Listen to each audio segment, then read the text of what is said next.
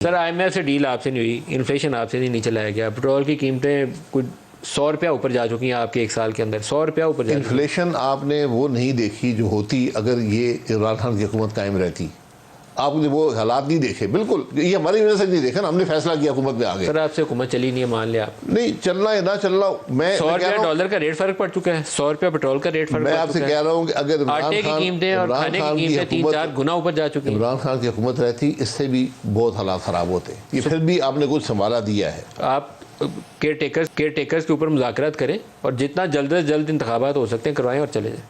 बेहतर है आपके लिए भी और पाकिस्तान के अवाम के लिए। इंतखाबात नहीं होना है जी, आज आप दोबारा जीत जाए तो आ जाएंगे, फिर आप करवा लें। ठीक है, जो अब नौ जमाती इत्तेहाद की बजाय एक पार्टी को जो जीतेगा वही आ जाए। मैं आपसे ये कह रहा हूँ कि आप इस मुल्क के एक जमात एक शख्स को 100% सीटें दे दे, मामला नहीं चलेगा। अभी सुप्रीम कोर्ट के सामने आज आपको सबकी ज़रूरत है।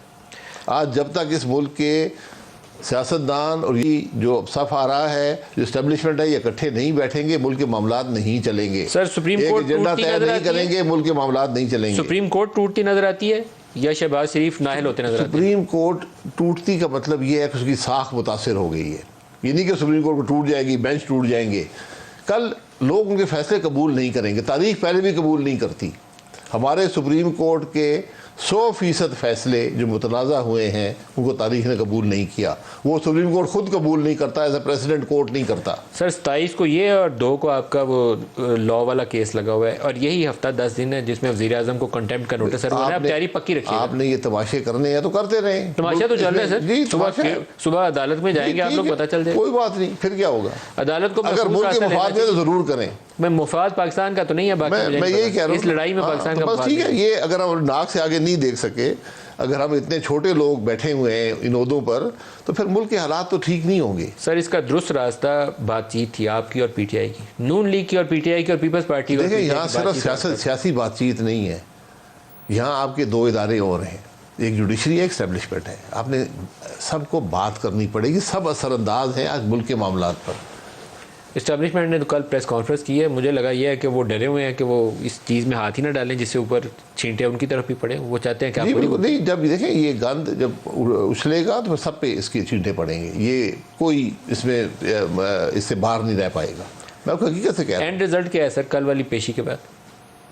एंड रिजल्ट ये है कि किसी को मुल्क की परवाह भी है क्या? जजों ने भी ये कभी पूछा है कि मुल्क में क्या हो रहा है, उनकी अपनी अदालतों में क्या हो रहा है, ये पूछा है? क्या आज पार्लियामान में वक्त ये नहीं कि हम मुल्क के मामलात में बात कर रहे होते, अवाम की तकलीफ की भविष्य की बात कर रहे होते? हम आज भी ये बात कर रहे हैं कि जी वो जज क्या कह रहे हैं, जज अपने आप को सही फैसले कर रहे नहीं कर रहे, हमारे कानून को तोड़ रहे हैं।